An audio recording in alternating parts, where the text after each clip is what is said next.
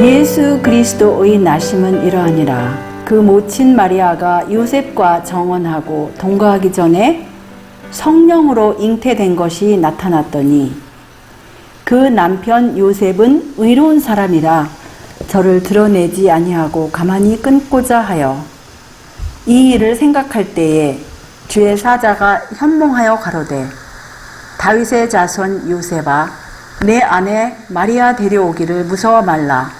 저에게 잉태된 자는 성령으로 된 것이라. 아들을 낳으리니 이름을 예수라 하라. 이는 그가 자기 백성을 저희 죄에서 구원할 자이심이라 하니라. 이 모든 일에 된 것은 주께서 선지자로 하신 말씀을 이루려 하심이니 가라사대 보라 처녀가 잉태하여 아들을 낳을 것이요 그 이름은 임마누엘이라 하리라 하셨으니 이를 번역한즉 하나님이 우리와 함께 계시다 하니라. 네, 다시 한번 우리에게 지난 일주일 동안도 평안함을 주시고 또 이렇게 조용한 가운데 예배드릴 수 있도록 인도하신 우리 생명의 주인 되신 하나님 아버지와 예수님께 영광을 돌리고요. 우리 모두가 이렇게 같이 예배드릴 수 있어서 참으로 반갑습니다. 오늘의 제목은 그리스도의 성육신.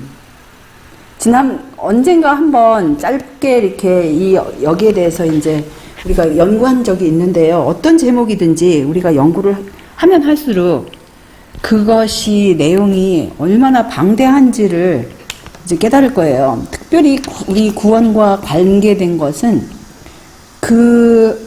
정말 한 문장 한 문장이 얼마나 깊은 의미가 있는지를 이렇게 연구를 할 때마다 깨닫고 또 그 성경절들의 깊은 의미가 더 다가오고 또 관련된 예언의 신도 역시 이제 얼마나 특별히 이 그리스도의 성육신에 대해서는 특별히 더 그런 것 같습니다. 그래서 이번에 우리가 또 얼마만큼의 범위를 할지는 모르지만 우리가 이제 오늘 이번 시간 하고 아마 다음 시간 하고 모르겠어요. 다음 시간에 이제 더 어떻게 연장이 될지 이제 우리가 한번 해봅시다.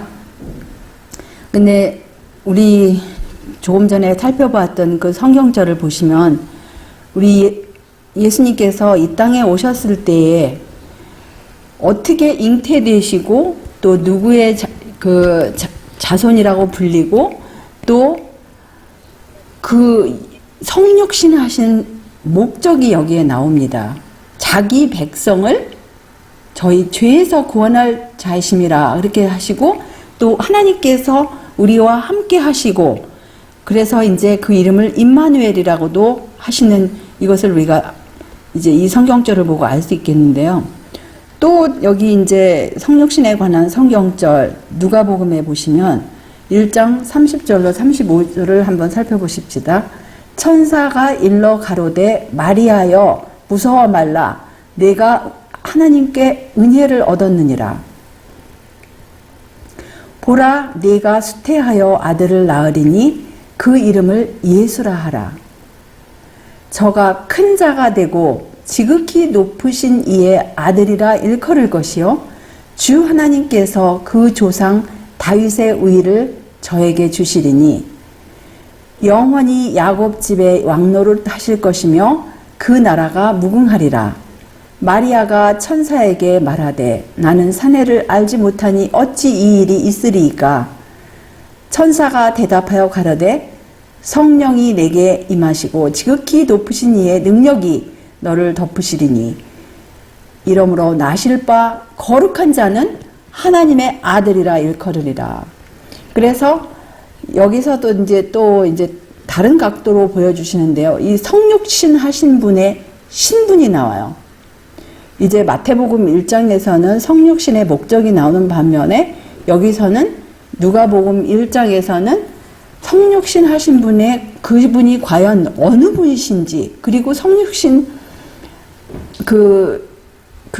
성육신 그 이전의 신분과 그 이후에도 역시 그 신분이 나옵니다. 이것은 매우 중요한 거예요.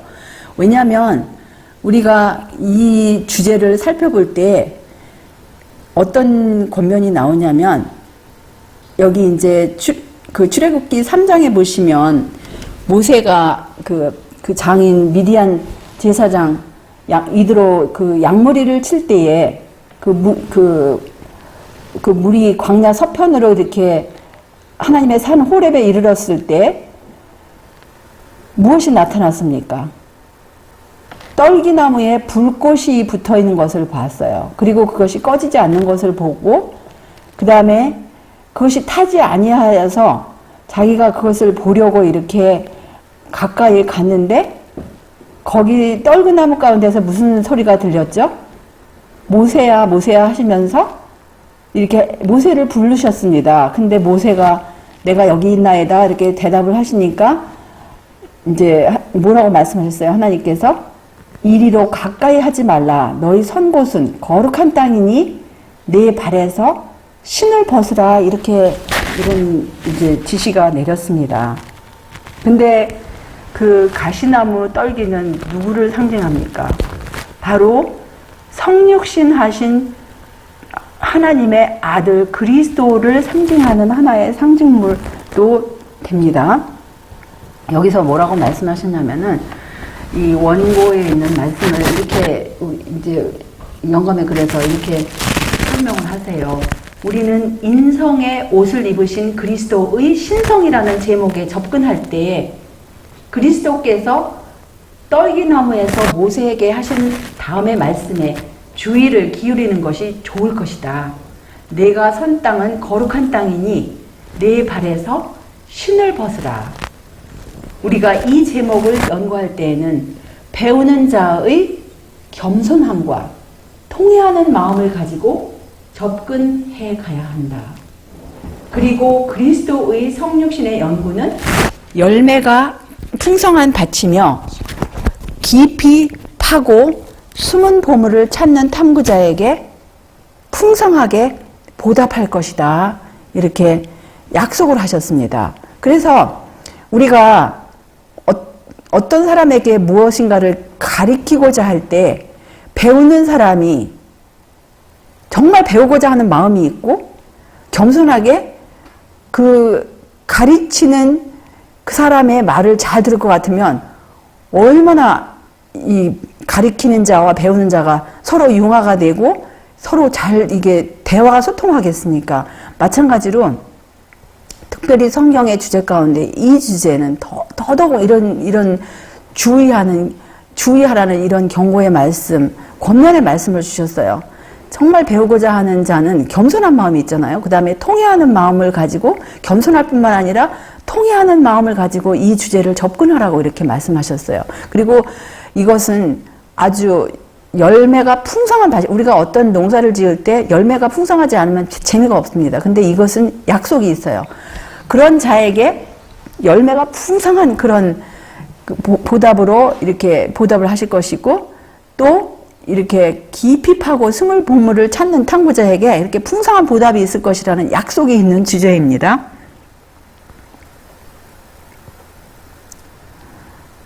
그러면 그리스도께서 성육신 하시기 이전에 하늘에서는 어떠한 그분이 어떠한 그 본성을 가지셨고 그분의 지위는 어떤 분이셨고 신분은 어떤 분이셨는지를 한번 말씀해서 우리가 확인을 해 보십시다.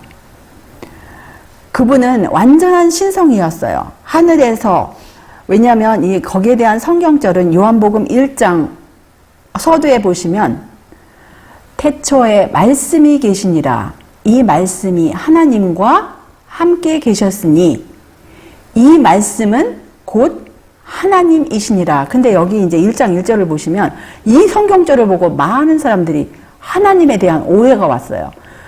어떻게 왔냐면 이 말씀이 하나님과 함께 계셨으니, 이 앞부분만 봐도 뒷부분에서 오해할 필요가 없는데, 이제 개역 번역에서 이 말씀은 곧 하나님이시니라 하니까, 말씀은 바로 하나님 아버지도 되시는, 하나님 아버지와 동일한 분이시다. 이렇게 이제 아버지와 아들을 동일한 분이라고 어떤 분들은 그런 그러니까 그런 잘못된 결론에 이르는 그런 분들이 있는데요. 우리는 그럴 필요가 없어요. 여기 보시면 1장 1절을 보시면 이 말씀이 하나님과 함께 하셨다 그랬어요. 거기 그 원어에 보셔도 하나님과 함께 하셨다라는 말씀이 분명히 있으시고, 그리고 그 하나님은 그 단어는 고유 명사로 이렇게 하시고, 그 다음에 이 말씀은 사실 곧은 빼도 돼요. 개역 번역에 곧이라는 단어를 왜 넣었는지 모르겠어요. 이 말씀은 하나님이시니라 했는데 거기서는 오히려 명사가 아니고 하나님이라는 것보다는 차라리 그 말씀은 신성을 지니셨느니라 이렇게 하는 게 차라리 왜냐하면 거기서는 형용사거든요. 그래서 이 말씀은 그 하나님께서 가지신 신성을 지니셨느니라 차라리 이렇게 번역을 했더라면 오히려 그 뜻에 맞. 왜냐하면 오늘날에도 이제 어떤 영어 성경을 보시면은 Today's English라는 그런 버전을 보시면은 뭐라고 하셨냐면은 이 세상이 있기 전에, 모든 만물이 있기 전에 말씀은 이미 존재를 하셨고, 그 말씀은 하나님과 함께 하셨고, 그 말씀은, 그분은 하나님과 같으신 분이시다. 이제 직역을 할 것 같으면 그런 번역으로다가 이제 어떤 영어 성경도 이렇게 있어요. 그래서 사실은 그 말씀은 하나님과 그러니까 같으신 분이시다. 그러니까 왜냐면 왜 같으시냐면 그분은 신성을 가지셨기 때문에. 그래서 여기 그리스도의 신성에 관해서 가장 강력한 성경절 중에 하나가 요한복음 1장 1절입니다. 그래서 사실은 이런 성경절을 오해하였기 때문에, 아니면 무시하였기 때문에, 예를 들어가지고 오늘날 뭐 여호와 증인 이런 사람들은 예수님이 아직도 피조물이라고 이렇게 그런 주장들을 하는데요. 왜냐하면 그런 오해들이 있을 필요가 없어요. 이 말씀을 우리가 제대로 받아들인다면 2절을 보시면 그가 태초에 하나님과 함께 계셨고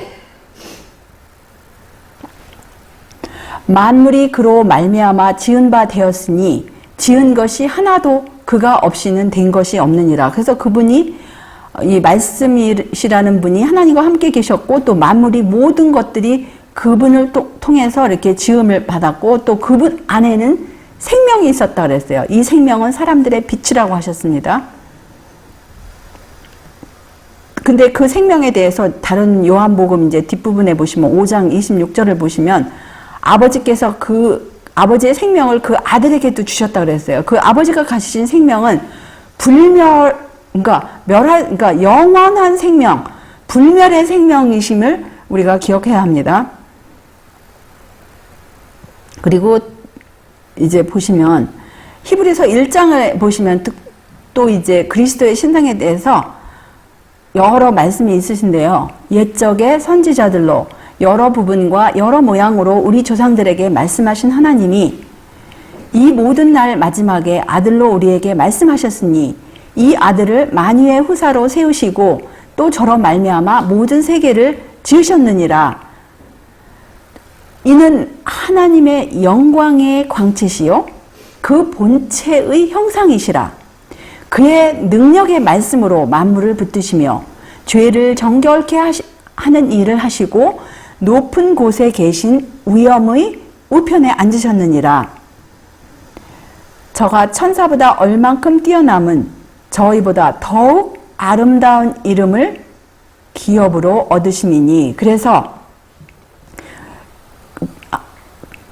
그리스도, 그 하나님의 아들이신 그리스도는 모든 창조하는 일에 아버지와 협력하시고 그렇게 적극적으로 창조를 하셨고, 그 다음에 그분은 하나님 아버지의 영광의 광채이실 뿐만 아니라 본체의 형상이라 했어요. 본체의 형상이 뭐냐면 영어 그 킹제임스 번역은 express image라고 했는데 그건 뭐냐면 우리가 이제 어떤 거울이나 어떤 반사하는 유리창을 볼 것 같으면 이렇게 딱 쳐다보면 자기의 얼굴이 똑같은 모습이 나와요. 그런 것처럼 이 하나님의 아들 그리스도께서는 아버지의 영광의 광채이실 뿐만 아니라 완전히 아버지와 같으신 유일하신 분이에요. 그렇기 때문에 그분은 아름다운 이름을 기업으로 얻었고 그 이름은 하나님 아버지의 이름과 동일하신 여호와 하나님이라는 그 이름을 물려받을 수 있는 거예요. 아들은 누구의 이름을 물려받습니까? 아버지의 이름을 물려받습니다.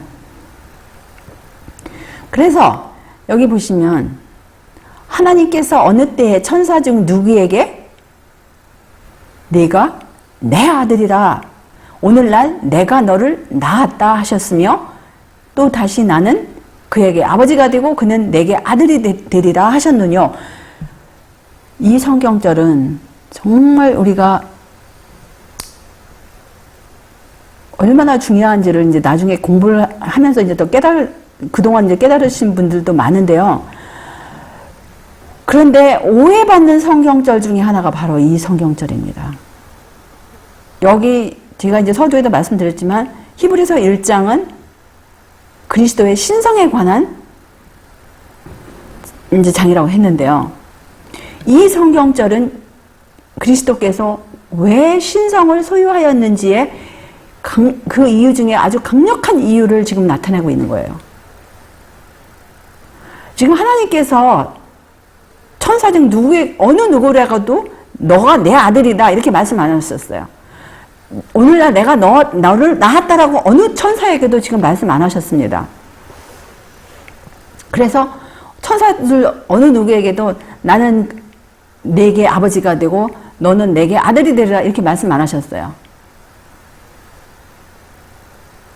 그런데 나중에 이제 이 성경절을 우리가 다시 한번 이제 살펴보고요. 왜냐하면 하나님의 말씀 가운데 이제 민수기 23장 19절에 보시면 하나님은 인생이 아니시니 시건치 않으시고 인자가 아니시니 후회가 없으시도다. 어찌 그 말씀하신 바를 행치 않으시며 하신 말씀을 실행치 않으시랴. 여기 하나님은 인생이 아니시고 시건치 않으신다고 그랬어요. 시건이 무슨 의미입니까? 말을 먹어버린다는 거예요. 그냥 그건 뭐냐면은 이제 말을 해놓고 그 말을 없애버린다는 거죠. 즉 거짓말을 한다는 거나 좀 비슷한 말씀이죠. 비슷한 뜻이죠. 근데 하나님은 인생처럼 그렇게 말을 먹는 분이 아니라는 거예요. 말을 없애버리라는 분이 아니고 하나님의 말씀은 다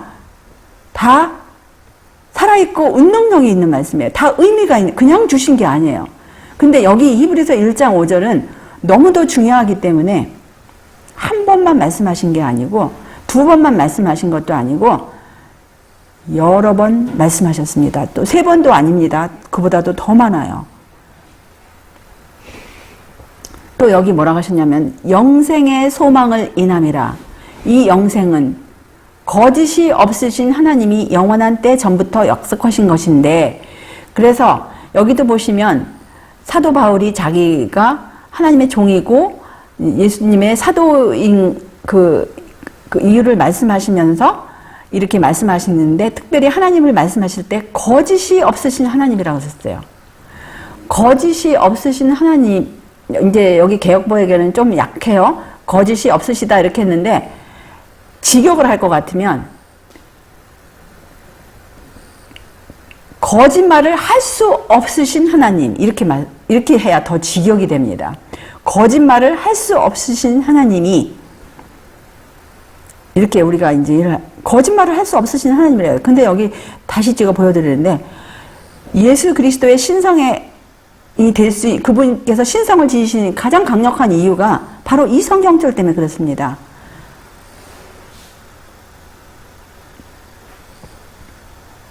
또 여기 히브리서 6장 18절을 보시면 이는 하나님이 거짓말을 하실 수 없는 이 두 가지 변치 못할 사실을 인하여 앞에 있는 소망을 얻으려고 피하여 가는 우리로 큰 안위로 받게 하려 하십니다 해가지고 여기 하나님께서는 거짓말을 하실 수 없다고 이렇게 또 말씀을 하십니다. 거짓말을 하는 것이, 여긴 직역을 하면 또 킹제임스를 직역할 것 같으면 불가능하다 그랬어요. 하나님께서는 거짓말을 하시는 것이 불가능하다 그러는데 이 성경절이 얼마나 많은 오해를 받고 인간의 해석이, 인간의 그러한 이상한 오해와 그런 해석들이 왔는지 많은 사람들이 이 성경절을 그렇게 잘못 받았기 들었기 때문에 가장 중요한 성경의 가르침들을 이해를 하지 못하고 있는 것이에요. 그런데 여기서 신명기 29장 29절을 보시면 오묘한 일은 우리 하나님 여호와께 속하였거니와 나타난 일은 영구히 우리와 우리 자손에게 속하였나니 이는 우리로 이 율법의 모든 말씀을 행하게 하심이니라. 그래서 우리에게 성경 말씀을 주신 것은 하나님, 그러니까 어떤 성경 말씀 가운데는 오묘한 일이 있어요. 우리가 깨닫지 못하는 어떤 부분들이 있습니다. 근데 성경 말씀 가운데 분명히 우리에게 깨달을 수 있는 나타난 일이 있어요. 그런데 많은 경우에 있어서 사람들이 오묘한 일을 인간적인 추측과 상상으로 해석을 해서 엉뚱한 결론에 내리고, 나타난 일은 그것을 깨닫지 못하고 그 나타난 일을 그냥 가려버리고 그러는 성경절 중에 하나가 바로 이 성경절입니다. 여기서 말씀하시고자 하는 성경절은, 아니 그 내용은 그냥 사실을 말씀하세요. 네가 내 아들이라, 오늘날 내가 너를 낳았다, 이 사실만을 지금 말씀하시지 어떻게라고는 말씀 안 하십니다. 그냥 그리스도는 하나님께서 내 아들이라고 하시고 오늘날 내가 너를 낳았다 이렇게 하신다. 이게 지금 히브리서에서 맨 처음에 나오는 성경절이야. 사실은 구약의 말씀을 지금 인용하시는 거예요. 사도 바울께서. 계속 우리가 살펴보시면요, 완전한 신성을 소유하신 이유를 우리가 보시면 똑같은 성경절 히브리서 1장 5절에 그 사도 바울이 인용한 성경절이 바로 시편 2편 7절 말씀을 지금 사도 바울이 인용을 하십니다. 내가 영을 전하노라. 여호와께서 내게 이르시되 너는 내 아들이라. 오늘날 내가 너를 낳았도다. 지금 그 말씀을 사도행전에서 13장 33절에서 또 인용을 하십니다. 곧 하나님이 예수를 일으키사 우리 자녀들에게 이 약속을 이루게 하셨다 함이라. 시편 2째 편에 기록한 바와 같이 너는 내 아들이라. 오늘 너를 낳았다 하셨고, 그 다음에 같은 성경절을 히브리서 1장 5절에 하나님께서 어느 때 천사 중 누구에게 네가 내 아들이다. 오늘날 내가 너를 낳았다 하셨으며 또다시 나는 그에게 아버지가 되고 그는 내게 아들이 되리라 하셨느뇨 하시고 또 인용을 하세요. 히브리서 5장 5절에. 또한 이와 같이 그리스도께서 대제사장 되심도 스스로 영광을 취하심이 아니요 오직 말씀하신 이가 저더러 이르시되 너는 내 아들이니 오늘날 내가 너를 낳았다 하셨고. 그래서 우리는 여기에서 깨달아야 할 우리가 부분은, 분명히 예수님은 하나님의 아들이신데 그분이 완전한 신성을 소유하실 수 있는 강력한 그 이유가 그분이 하나님의 아들이기 때문에 그래요. 어느 누구도 이 자리를 가질 수가 없습니다. 예수님만이 하나님의 아들이시고 예수님만이 하나님으로부터 나오신 분이십니다. 근데 여기 이 모든 성경절에서 어떻게라고는 절대로 그것은 오묘한 일이에요. 나타난 일은 이 사실을 지금 나타난 사실이고, 오묘한 일은 어떻게, 절대로 지금 하나님의 오묘에 속한 것입니다. 근데 많은 사람들이 그 오묘에 속한 것을 가지고 어떻게를 인간적으로 비아냥거리면서 이 성경절을 비웃는 그런 사람들이 가끔가다 우리가 만나는데요. 그것은 너무나 잘못된 일이지요. 그러면 여기 또 계속하여서 히브리서 1장은 그리스도의 신성에 관한 장인데, 히브리서 6절에서 이제 8절 10절을 보실 것 같으면, 또 맏아들을 이끌어 세상에 다시 들어오게 하실 때에 하나님의 모든 천사가 저에게 경배할지어다 말씀하시며, 여기서 이제 맏아들, 나중에 이제 우리가 살펴봅시다. 맏아들이 과연 무슨 의미가 있는지. 그리고 8절에 보시면 아들에 관하여는 하느님이여 주의 보좌가 영영하며 주의 나라의 홀은 공평한 홀이니이다. 9절에 보시면 네가 의를 사랑하고 불법을 미워하였으니 그러므로 하나님 곧 너희 하나님이 즐거움의 기름을 내게 주어 네 동료들보다 승하게 하셨도다. 그래서 하나님 아버지는 예수 그리스도의 친아버지도 되시지만 또 예수님께서도 그 아버지를 하나님이라고 부르시고 또 아버지께서 아들을 하실 때도 8절에 보시면 아들에 관해서도 하나님이요, 그 하나님이라고 이렇게 하십니다. 두 분께서도 서로가 이렇게 신성을 서로가 이렇게 칭하는 것을 우리가 볼 수 있죠. 그 다음에 10절에 보시면 또 주여 태초에 주께서 땅에 기초를 두셨으며 하늘도 주의 손으로 지으신 바라. 근데 이제 거기서 보시면 우리가 이제 6절에서 보신 것처럼 맏아들을 이끌어 세상에 다시 들어오게 하실 때 그 맏아들에 대해서 한번 보시면 맏아들이 과연 무슨 뜻입니까? 그 개역 번역에는 사실은 그 단어를 가지고 뭐 성경절마다 좀 약간씩 이렇게 다르게 표현을 하셨는데 사실 같은 내용이고 같은 단어예요. 골로새서 1장 15절을 보시면 그는 보이지 아니하시는 하나님의 형상이요 모든 창조물보다 먼저 나신 자니. 이 성경절을 놓고 또 많은 그 사람들이 오해를 해요. 오히려 이것은 그들의 주장을 뒤엎는 그 성경절인데 이것을 놓고 예수님이 피조물이다 이렇게 말하는 사람들이 있어요. 그게 아니에요. 피조물과 이렇게 나은 것과는 천지가 차이가 있습니다. 여기 보면은 앞부분에 보면 그는 바로 예수 그리스도는 보이지 아니하는 하나님의 형상이라고 그랬어요. 보이지 아니하시는 하나님의 형상이고 모든 피조물보다 먼저 나신 자라고 하셨어요. 먼저 나신 자라고 그랬어요. 여기 히브리서 1장 6절 조금 전에 보신 보면 맏아들을 이끌어 세상에 다시 들어오게 하실 때에 하나님의 모든 천사가 저에게 경배하지어다. 피조물에게 경배할 수 있습니까? 없어요. 오로지 창조주에게만 경배를 드릴 수가 있는 것입니다. 그래서 천사들이 이 아들, 맏아들 되신 분에게 지금 경배를 드립니다.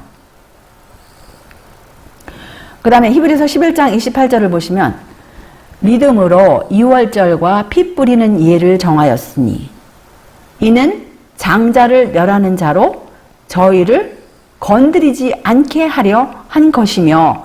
그래서 여기는 같은 단어를 놓고 이제 장자라고 표현했어요. 골로새에서는 먼저 나신 자라고 하고요.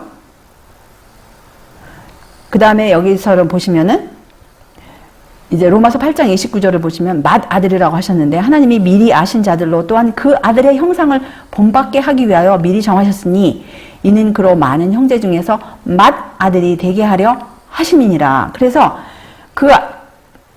이제 사실은 이 맏아들이 되신 그 사실은 하늘에서부터 시작이 되었고 또 그 아들의 형상을 닮은 사람들이 이제 나중에 입양된 아들이 되기 때문에 예수님을 맨 처음 난 아들 장자인 것을 우리가 이제 깨달을 수가 있는데 거기에 대해서 영감의 글에서는 뭐라고 하시냐면은 장자 봉헌식의 의미에 대해서 소망 51쪽에 이렇게 말씀하셨어요.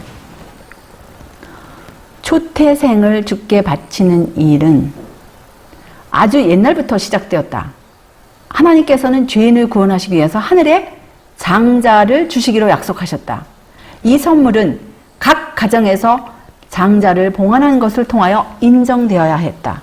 사람들 가운데 거하실 그리스도를 표상하는 자로서 그는 제사장직에 바쳐져야 했다. 그래서 여기 보시면 이 처음 난 자를 주께 바치는데 처음 난 자 중에서 특별히 처음 난 아들을 바치는 그런 의식이 있었어요. 그런데 이제 물론 인간에게서 처음 난 사람은 초태생이라고 할 수 있어요.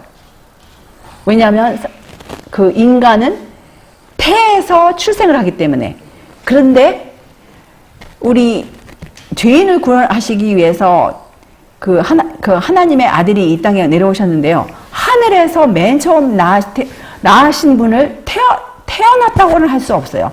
그냥 그분을 하늘의 장자 아니면 하늘에서 낳으신 분 이렇게는 표현할 수 있어요. 그분을 태어나셨다고는 할 수는 없습니다. 왜냐하면 태에서 나셨다고는 성경에서 말씀하시지 않기 때문에 그분은 그냥 하늘에서 맨 처음에 출생하신 분, 하늘에 그것을 그냥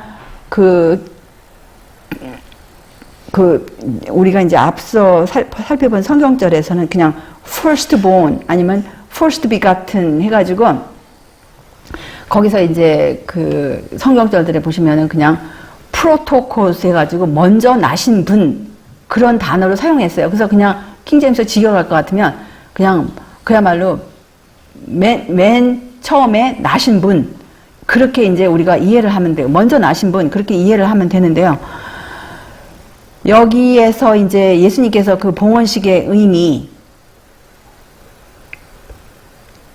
그래서 여기 이제 계속해서 그 소망의 말씀에 이제 51쪽에 보시면은 이스라엘 백성을 애굽에서 구원하여 내실 때에 처음 난 것을 바치라는 명령이 다시 주어졌다.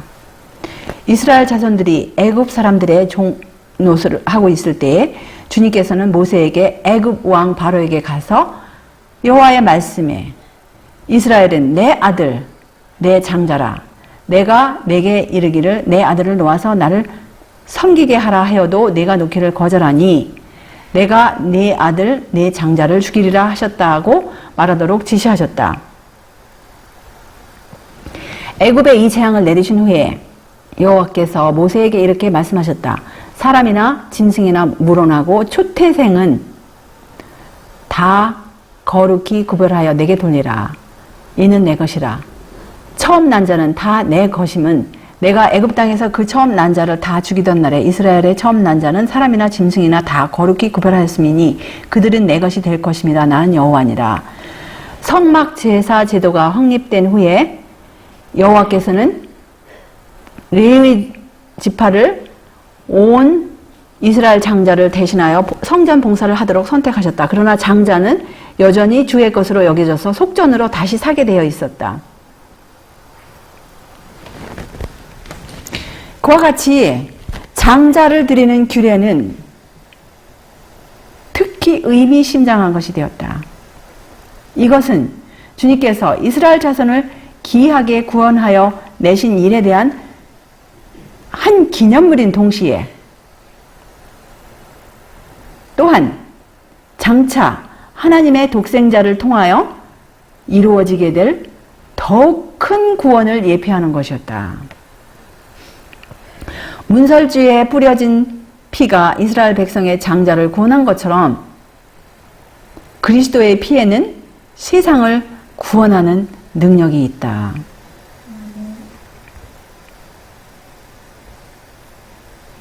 그래서 앞서 우리가 보신 그런 성경절 이외에도 예수 그리스도는 하나님의 독생자이심을 다른 성경절에도 말씀하세요. 요한복음 1장 14절에 보시면 말씀이 육신이 되어 우리 가운데 거하심에 우리가 그 영광을 보니 아버지의 독생자의 영광이요 은혜와 진리가 충만하더라. 그래서 예수님께서 이 땅에 인간의 모습으로 오신 동안에도 그분의 신분은 아버지의 독생자라는 것이에요. 그 다음에 그 인성을 쓰신 동안에도 그분의 신성은 여전히 있으셨기 때문에 하나님의 영광이 있으셨고 은혜와 진리가 충만하신 분이었습니다. 그 다음에 요한복음 1장 18절에는 이제 킹제임스 직역을 할 것 같으면 본래 하나님을 본 사람이 없을 때 아버지 품속에 있는 독생자가 나타나셨느니라 해가지고 독생이라는 의미는 그냥 그 단어를 그냥 우리가 직역을 할 것 같으면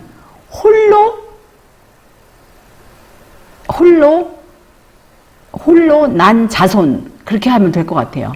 그냥 홀로 유일하게 있으신 자손. 그러니까 그렇게 그것은 그냥 예수님에 관련된 성경절이 이제 몇 번 나오고요. 그 다음에 이제 홀로 태어난 자손에 대해서, 유일한 자손에 대해서도 다른 성경절이 이제 몇 개 있는데 사실 다 합쳐서 이제 몇 번 안 나오는데요. 특별히 예수님에 관련돼서 그 모노게네스라는 단어가 5번인가 나옵니다. 근데 여기서도 또 한 번 보시면 요한복음 3장 16절에도 역시 마찬가지예요. 하나님이 세상을 이처럼 사랑하사 누구를 주셨습니까?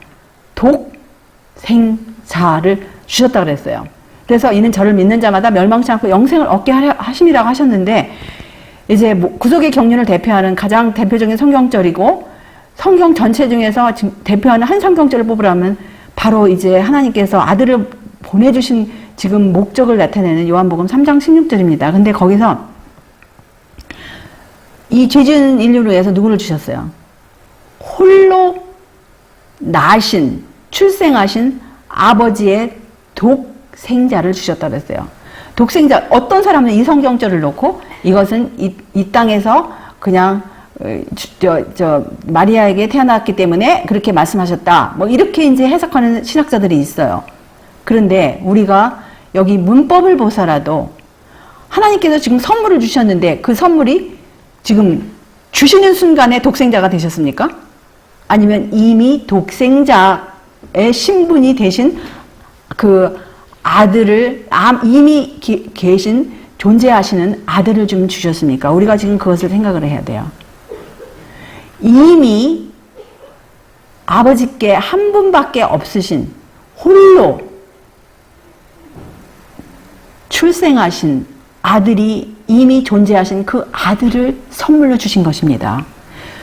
그 아들이 이 땅에 오신 순간에 독생자가 되신 것이 아니고 이미 독생자가 존재하셨기 때문에 그분을 선물로 주신 거예요. 우리가 이러한 성경절을 정말 깊이 생각해야 돼요. 왜냐하면 너무나 오해를 받는데 사실은 너무나 중요한 성경절이기 때문에 그렇습니다. 또 여기 이제 앞에서도 보신 것처럼 그 요한복음 3장 18절, 이건 이제 앞에 이게 이제 처음 소개하는 건데요. 저를 믿는 자는 심판을 받지 아니하는 것이요 믿지 아니하는 자는 하나님의 독생자의 이름을 믿지 아니함으로 벌써 심판을 받은 것이니라. 그래서 하나님의 독생자의 그 이름, 그 모든 권위라든가 특성이라든가 그런 품성이라든가 이런 것을 믿지 않기 때문에 심판을 받는다고 하셨어요. 그리고 우리가 이제 요한일서 4장 9절 10절을 보시면 하나님의 사랑이 우리에게 이렇게 나타난 바 되었으니 하나님이 자기의 독생자를 세상에 보내심은 저로 말미암아 우리를 살리려 하심이니라. 사랑은 여기 있으니 우리가 하나님을 사랑한 것이 아니고 오직 하나님은 우리를 사랑하사 우리 죄를 위하여 화목제로 그 아들을 보내셨음이니라. 이렇게 말씀하셨습니다. 그래서 독생자를 세상에 보내셨다고 여기서도 이제 또 요한복음 3장 16절의 내용을 요한 1서에서 같은 저자께서 이렇게 반복하여 이 사실을 지금 분명히 강조하고 계시는 거예요. 또 요한일서 5장 18절에도 하나님께로서 난 자마다 범죄치 아니하는 줄을 우리가 아노라. 하나님께로서 나신 자가 저를 지키심에 악한 자가 저를 만지지도 못하니라. 그래서 예수 그리스도는 하나님께로서 나신 자예요. 그래서 그분을 영접하면 이제 우리가 하나님께로서 난 자가 되어서 거듭난 자가 돼요. 하나님으로 말미암아 거듭난 자가 되고 하나님의 입양된 자녀가 되기 때문에 이제 하나님의 그야말로 이제 하나님 나라의 한 자녀가 되는 것입니다. 그리고 여기서 이제 예수님께서도 그것을 반복하여서 그 사실을 예수님께서 출생하신 사실을 또 출생하시고 세상에 오신 사실을 여러 성경절을 통하여 이제 강조를 하셨는데요. 요한복음 7장 29절을 보시면 나는 아노니 이는 내가 그에게서 낳고 그가 나를 보내셨음이니라 하신대. 그래서 여기서도 이제 예수님께서 하나님에게서 낳고 그 다음에 그분께서 하나님께서 보내셨다는 사실을 지금 두 가지 사실을 분명히 지금 말씀하시고요. 또 요한복음 8장 42절에도 마찬가지예요. 예수께서 가라사대 하나님이 너희 아버지였으면 너희가 나를 사랑하였으리니 이는 내가 하나님께로 나서 왔음이라. 나는 스스로 온 것이 아니요 아버지께서 나를 보내신 것이니라. 그래서 여기서도 이제 같은 내용으로 예수님께서 반복을 하십니다. 또 요한복음 16장 28절을 때도 마찬가지예요. 내가 아버지께로 나와서 세상에 왔고 다시 세상을 떠나 아버지께로 가노라 하시니. 또 29절에 뭐라고 하시냐면 제자들이 말하되 지금은 밝히 말씀하시고 아무 비사 아니면 비유도 하지 아니하시니. 제자들이 이제 그걸 깨달았어요. 아, 주님께서 지금 그 사실을 아버지께로서 나오시고 또 이 세상에 오신 사실을 비유로 말씀하시지 않냐고 이제 밝히 말씀하셨다고 이렇게 제자들도 이게 하는 말입니다. 그래서 예수님께서 하신 말씀은 비유가 아니에요. 실제라는 것이에요. 그래서 이제 우리가 지금에야 주께서 모든 것을 아시고 또 사람의 물음을 기다리시지 않는 줄을 이로써 아나이다. 그리고 이로써 하나님께로서 나오심을 우리가 믿삼나이다. 그래서 예수님께서 앞에서 하신 말씀이 비유가 아니라는 거예요. 비유가 아니고 실제적인 것을 제자들도 깨달았어요.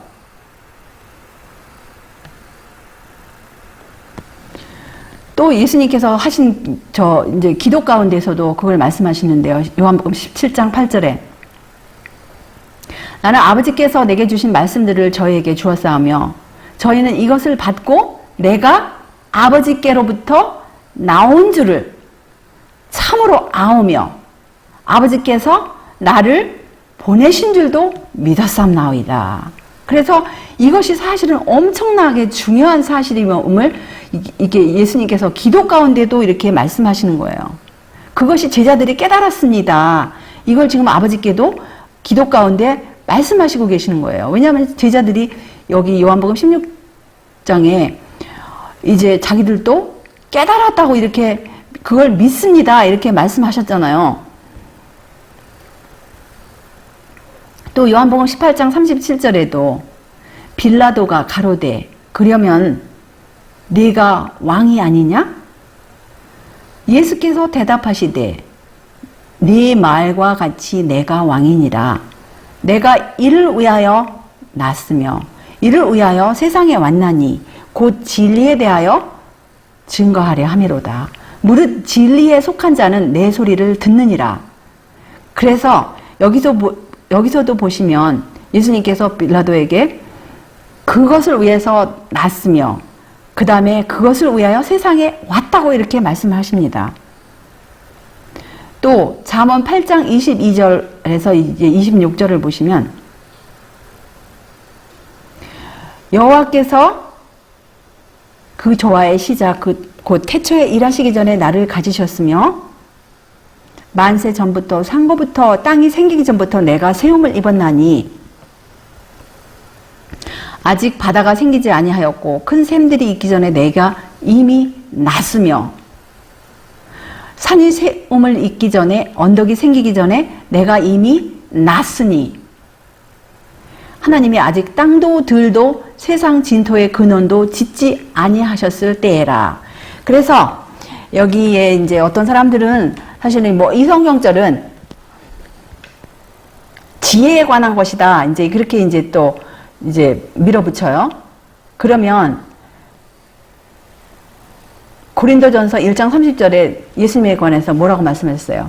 그리스도는 하나님의 능력이요 하나님의 지혜니라. 아니 이제 그거는 고린도전서 1장 24절이고요. 30절에 보시면 예수는 하나님께로 나와서 우리에게 지혜와 의로움과 거룩함과 구속함이 되셨으니 그래서 그 안에는 지혜와 지식의 모든 보화가 감춰 있느니라. 그래서 이 산들이 생기기 전에 바다가 생기기 전에 산이 세움이 있기 전에 언덕이 생기기 전에 모든 것이 짓기 전에 하나님께서 계셨는데 그럼 그때는 지혜가 없었어요? 그때 그 지혜가 태어났습니까? 지혜가 생겼습니까? 났습니까? 그거는 말이 안 되는 거예요. 이 성경절을 놓고 사실은 영감의 글 부조와 선지자 34페이지에 보시면, 거기 34쪽에 보시면은 이것은 예수 그리스도 하나님의 독생자께서 그분 자신에게 지칭하여서 하신 말씀이라고 잠언 8장 22절로 30절을 인용을 하신 것을 우리가, 물론 저희가 여기서 넣지는 않았지만 그것을 이제 확인할 수가 있는 거예요. 그래서 그가 하늘을 지으시며 궁창으로 해면에 두르실 때에 내가 거기 있었고, 그가 위로 구름 하늘을 견고하게 하시며 바다의 샘들을 힘있게 하시며 바다의 한계를 정하여 물로 명령을 거스리지 못하게 하시며 또 땅의 기초를 정하실 때 내가 그 곁에 있어서 창조자가 되어 날마다 그 기뻐하신 바가 되었으며 항상 그 앞에서 즐거워하였으며, 여기서는 분명히 창조자가 되었다고 여기서 말씀하세요. 그러면 하나님 아버지 곁에서 창조자가 되신 분이 누가 있어요? 우리 요한복음 1장 앞절, 그 1장 1절로 3절에서 보시면 말씀이 육신이 되신 그분, 하나님의 독생자만이 하나님 아버지 곁에서 창조자가 되셨어요. 히브리서 1장 1절 2절에도 말씀하시고, 그분이 바로 바다가 생기기 전에, 산이 생기기 전에 낳았다고 이렇게 여기서도 분명히 말씀을 하십니다.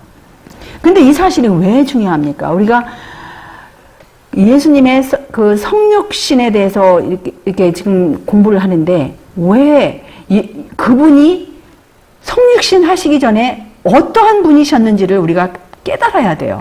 그것을 깨닫지 아니하고 인성을 다룰 수가 없기 때문에 이러한 성경절들이 우리가 반드시 짚고 넘어가야 합니다. 그것은 너무나 중요해요. 보면 세상을 이기는 자가 바로 누구라 하셨어요? 예수께서 하나님의 아들이심을 믿는 자가 아니면 세상을 이기는 자가 누구뇨? 그래서 그 이름을 예수라 하라 했잖아요. 마태복음 1장 21절에. 근데 그 예수가 바로 하나님의 아들이심을 믿는 자가 바로 세상을 이기는 자라고, 그렇게 여기서는 이제 우리가 꼭 짚고 넘어가야 합니다.